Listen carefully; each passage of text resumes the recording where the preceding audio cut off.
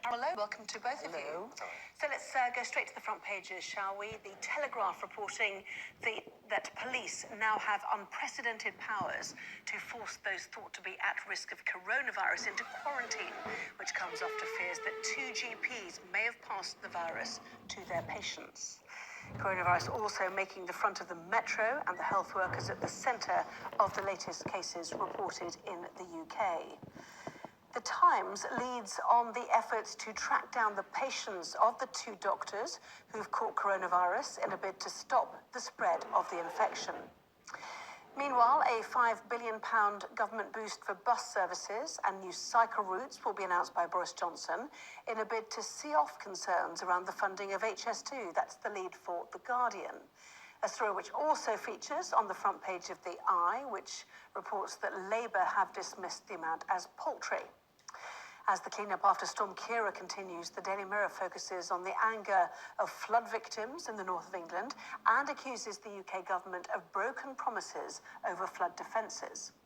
The Financial Times reports that the Chancellor Sajid Javid is to propose an initial agreement in which the UK financial sector would continue to have similarly open access to EU financial markets after Brexit.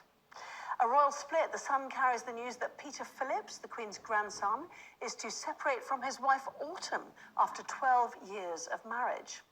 And the Daily Star reports that dog show bosses at Crufts are blaming the UK's exit from the EU on the decline in the number of foreign four-legged friends taking part in the prestigious event. Their headline, Brexit. There you go. So James, Carol are here. Let's go straight to the coronavirus, shall we? The Daily Telegraph reporting that police will be able to force virus carriers into quarantine, something that we've seen, to be fair, in China. Yeah, I mean, they're now... The emergency powers had to be rushed through today because there was a guy in the Wirral at a place called Arrow Park who wanted to leave quarantine before his 14 days were up. And all these people were made to sign documents to say that they would do the full 14 days. Anyway, he was going to go. So they realised they need to be able to stop people doing that. I mean, I have a terrible feeling about this whole thing. I think this is going to get very much worse because I think we're not handling it too very well. You know, this guy, there's a man who's been named the super spreader. I'm sure the papers already know who he is, and they're not naming him. He's in his 50s, and we need to know who that is because everyone has known about it for a week. The authorities have known who he is for a week, and yet all the people he contacted don't know who he is. So if they did, it's not to have a go at the guy. It's not, I mean, obviously the guy will be kept safe. It's nothing. It's not to have any kind of. Just to speed it up, is what it's to speed it up because he will have. We know he met people in a bar in Hove. We know he's involved with the people at the medical centre. We know that he. We do need to know where else he's been. And so, certainly the Mail is suggesting that those staff at that bar he went to down on the south coast have been told to self-quarantine. So they're already starting the process, if you like. The suggestion is they're getting daily phone calls from Public Health England, but they have their mechanism, don't they, for what they call intense tracking of contacts. Yes. Should they be left to their own devices to do it? It's one of those. Be named? It's one of those ones where it's quite hard for any of us sitting here, not as a health professional of any sort, to give a definitive answer one way or the other. But you would think that once if you're the health authorities, you know who the guy is, and you can go and find out who he's spoken to and where he's been. It's not really necessary for the rest of us to name and perhaps shame him as well. I would have some concerns, by the way, if he's been called a super spreader and he's basically had the finger of blame pointed at him and say, oh, well, this is who he is. Let's put the name out there. Do you know this man? And it's not even just people that he's spoken to. It's places where he might be, because if he's been near someone for more than 10 minutes, well, then there's a possibility that they've got the virus. So he may not have. It's not about naming and shaming. It's about finding out exactly where he's been, exactly who he's been around, not even necessarily spoken to. And for a new virus, what does close contact mean? How near do you have to be? How is it transmitted? How many people are transmitted from each contact? These are questions that makes this whole process very difficult. I mean, up until this outbreak, they didn't think it could go from animal to human. Now they realise it can be passed through species. The thing is, everybody's working in the dark on this. And it appears that you can be infectious without displaying any symptoms as well, which is the other sort of slight problem problem with this. Never mind this super spreader, there could be any number of other people wandering around equally with coronavirus. So I do think if you're going to take a sort of public health approach to this, then perhaps some of it is attempting to isolate the people you do know about and putting in place quarantine measures and the rest of it. Because there isn't necessarily very much else you can do at this point in time. There's no vaccine for this strain of coronavirus. We're unlikely to have one before the end of the year, for example. So the only thing to do at the minute is isolate as far as possible. But is it not a bit cavalier to tell people to self-isolate? Because people don't really know what that means. You know, they're told to stay at home for 14 days. But, you know, people think, well, I might just pop out the shop. You know, if you're going to put someone in isolation, put them there. If we have these new powers and they've been in contact with someone who has the virus, telling them to self-isolate, to me, it just seems a bit cavalier. Well, even the 14-day incubation period was questioned by some today, one suggesting it could be 28 days. The median seems to be 3, possibly. But again, this is all difficult to ascertain when you're relying on China for all the information. There's the Metro as well. GPs in virus lockdown. Obviously, the people wearing protective suits, the old hazmat suits, have been in to give it a deep clean. This is the terrifying one, I think, because if these 2 doctors who, you know, have the virus... Which has not been confirmed. Which has not been confirmed, but just assuming that they have it, how many people have they come into contact with? Not just the people who work in the GP surgery, but patients themselves. Vulnerable people. And this is the point with this virus. It's saying that, you know, I read somewhere today that says 82% of cases are very light. They're not serious. 15% are serious. 3% are critical. Now, the 3% that are critical are going to be the elderly, people with underlying conditions who are going to be very vulnerable to this. And where do you get the most vulnerable people? In the doctor's surgery. Vulnerable and elderly, I think. It's mostly slightly older people who've been dying from this when you've had fatalities. Does the government need to put somebody on this to give almost daily briefings, do you think? Do they need to step up the national messaging that people are getting? Otherwise, you get a sort of an underlying sense of panic, even though we've only had 8 cases here in the UK. The so-called super spreader has infected, it seems, 11 people that are known about. I think we do need briefings, but I do think we're all stabbing in the dark. The World Health Organization said today they thought that this virus could be contained, but there are other areas who think that is absolutely not the case and who are warning of a pandemic. And you can just see this surgery is like a little microcosm of exactly what could happen. You know, you get 2 people in one small area and woof, you've got, we don't know, it's 11 today. Although, I mean, there is previous experience with viruses, somewhat like SARS in 2002, 2003. It was a similar kind of infection, similar way of being spread, slightly less infectious. I mean, this does seem more alarming in those terms. But there is some experience with measures that you need to put in place, and that one was actually contained fairly successfully. Now, this is already significantly bigger. This is 40,000 cases now, mostly in China, but spreading elsewhere. 9,000 dead? 900 dead, 900. I thought it was 9,000. It says here 900, so you can... Not panic so much just yet. No, let's not spread panic everywhere. Yes, the total number of cases has just gone over. It is 910. You're right. It's just gone up. 103 new deaths in the last 24 hours. So in China today was the biggest toll ever. It was 100 today in China. So I mean that's not being contained, and they're doing everything possible to contain it. It just, you know, they caught theirs. Obviously theirs was the seat of it. It's just starting where we are now. It's very frightening. And when you've got people on planes who have this guy went from the super spreader went from Singapore to the French Alps. I mean, 2 planes presumably, one to the French Alps and one back. Yes. We'll certainly keep an eye on that, definitely, with those new figures coming out of China's Hubei province of 103 new deaths in the last 24 hours. But let's move on to the community still reeling from Storm Kira, which packed a punch in certain areas, didn't it? And not least here in parts of Yorkshire, where they feel that actually the flood defences that were promised were not delivered in time for them. This was, in 2015, when these areas, when the Yorkshire Dales and the Calder Valley flooded last time. This was 2015 on Boxing Day.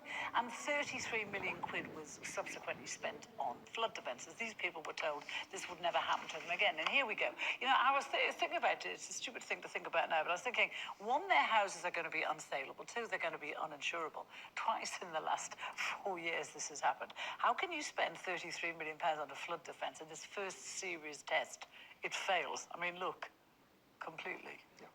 I mean, the broader story, I suppose, is flood defences and the Environment Agency were one of the first things to get cut after 2010, very significant cuts made from 2010 onwards when George Osborne was Chancellor. And the problem with this sort of thing is that it's the sort of thing you need on a rainy day, that if you cut now when it looks fine, a few years down the line, all of a sudden you've got floods. The bigger picture here, of course, is you can expect, as you say, more and more of these kinds of weather events. The climate is changing, and we think it's not going to necessarily affect us here, but of course it is already. This is why you're getting more extreme weather events and why things like this are going to become more and more frequent. If we don't have the systems in place to protect people and we don't have the funding for the flood defences, then this is unfortunately. I don't think we can blame this. I mean, I know every time we get a storm, people say it's climate change, but I mean, these areas have been enduring this kind of storm for many, many years. Yeah, steep-sided valley, the Calder Valley, anyway, the one you were talking about in the front of the exactly, mirror.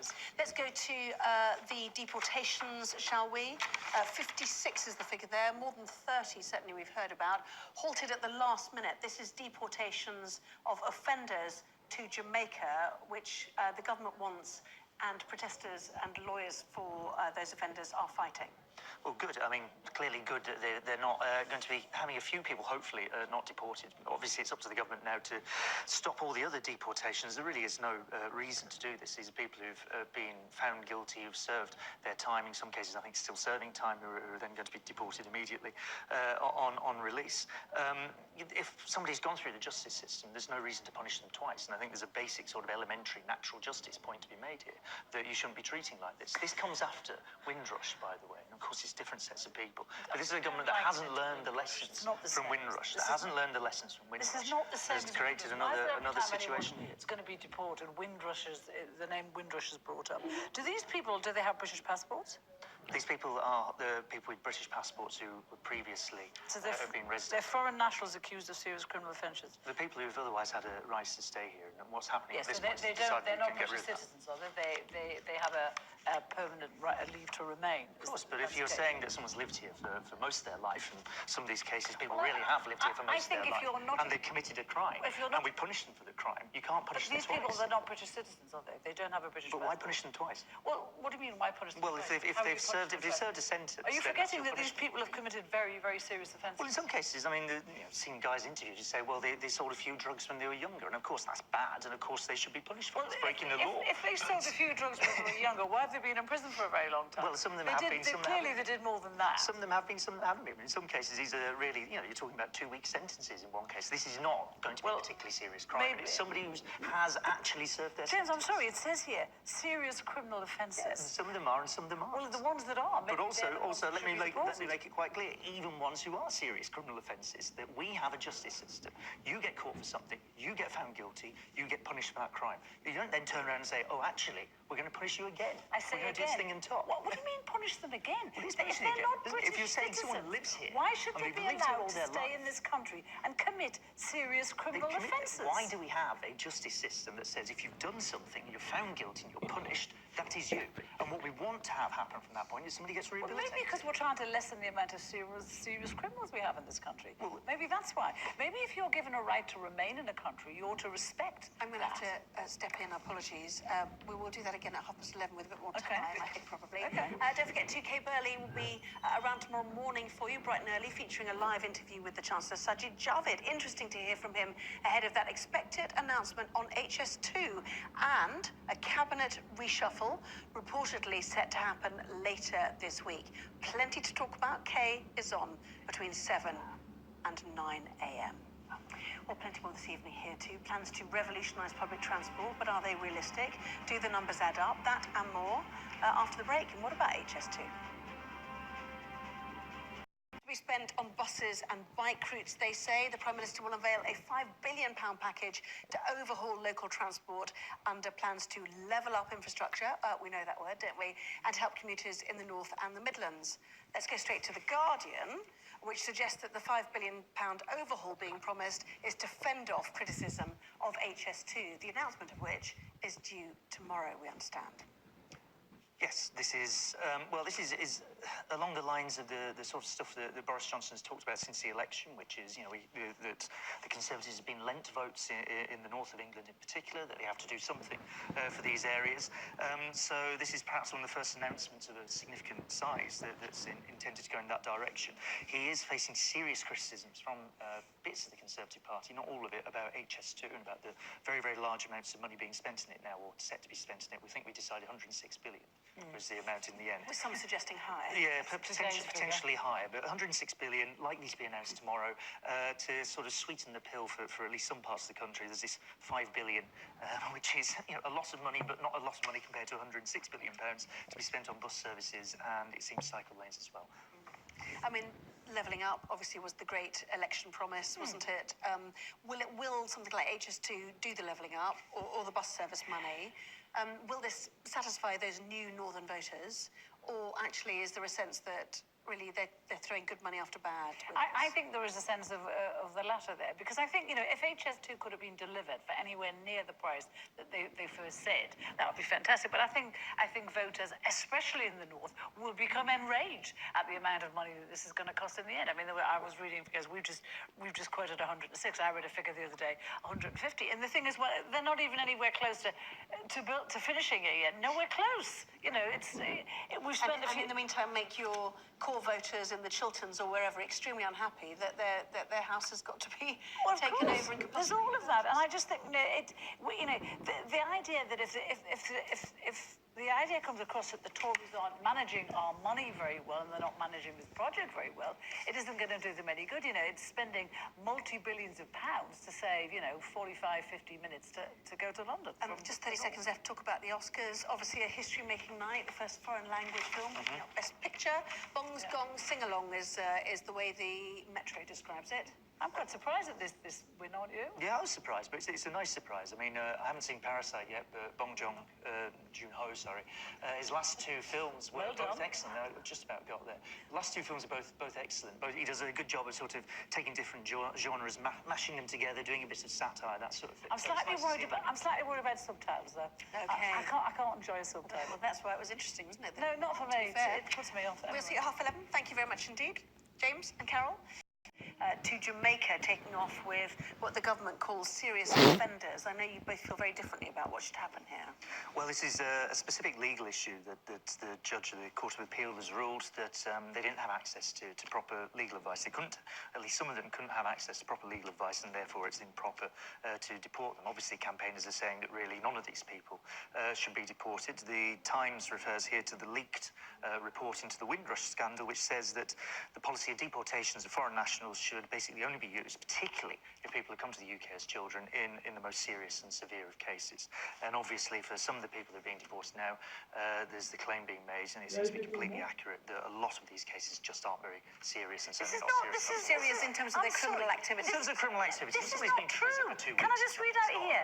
Some of the people on board have been convicted of manslaughter, rape, violence, and drug dealing. These are very serious offences. Some of them haven't. Well, but these, I mean, it doesn't matter whether the ones that haven't shouldn't be sent away. But if you're trying to kill people and you're raping women in this country, I'm sorry, if you're a foreign national, you're here on, you're not a British citizen. And the issue here is that you're dealing with people who are here as children, who've lived here all their lives. That if shouldn't be sent away. But if you're trying to kill people and you're raping women in this country, I'm sorry, if you're a foreign national, you're here on, you're not a British citizen. And the issue here is that you're dealing with people who were here as children, who've lived here all their lives. And that if you say, well, okay, you've committed this crime, you've been found guilty, you've been punished for this, this is the process we apply, then that's the process you apply. You don't turn around and say, in addition, there's another punishment. I think a lot of people in this country would be very upset at the thought that people who are going to be deported from here for some of these terrible crimes, you can't just say there weren't very many serious crimes. Some of these are incredibly serious crimes. They are, and that's why people go to prison. Yeah, that's how the system works. You commit a serious crime, you're found guilty, you go to prison. You go to prison for a long time. You don't then say, in addition, there's this other punishment that we're going to apply to you. There's the idea of rehabilitation, which I think we do need to talk about. We see what happens if you get rehabilitation wrong. We ought to be thinking about how this operates. And will they be rehabilitated? Well, we don't know, but we ought to. That's a whole separate issue we ought to be thinking about here. I don't think saying, oh, well, we'll just send you back to some country you haven't been to for all this period of time. And of course, you're talking about breaking up families as well in some cases. Well, I think there's a case in, it's the Malians, it's a father of 5 who arrived here in 2002 to join his mum. He's now married here and he would be separated from his children. I'm not saying that's good. He was charged. He claims someone sexually harassed his daughter, stepdaughter, and he was jailed for dealing with that in whatever way he dealt with it. And that I don't advocate deportation for that, but for the really serious offences, for people that aren't British citizens, I think it's not. The case continues, if you like, because the government will definitely appeal. That's what they've indicated tonight. So, well, they're saying that there may even be another flight out tomorrow. I mean, this was 6:30 in the morning. I think it was due to take off, wasn't it? This was stopped because they were saying they couldn't make a phone call. They didn't Carol, have. I'm moving on. Do apologise. We won't get in your lost train, which is the Oscars. Oh, sure. My Night with Renee, Oscar Queen, ready to roll again. Talk me through this one, then.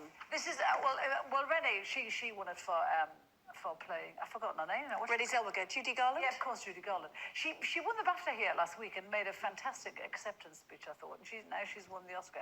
Deservedly so. She was fantastic. Renee Zellweger had a little bit of a dip in her career until a couple of years ago. She reached that age where she wasn't that gorgeous anymore. So Hollywood thought. And now here she's stormed back. It's fantastic. What I love is Jane Fonda in this dress. This dress is 6 years old. Jane Fonda is now 82 years old, and her bid to save the planet. She said last year, I'm not buying any more clothes. I'm just going to use the clothes I've got. I've got enough clothes to last me for the rest of my life. So you see the picture below. She wore it in 2014, and there she is again. Yeah. Look at her. Not all of us have access to glorious dresses like that, or like that. Like somebody who's been in Hollywood so long. Don't be bitter about it. I won't be. James and Carol, we're running out of time. Lovely to have you both in. Thank you both very much.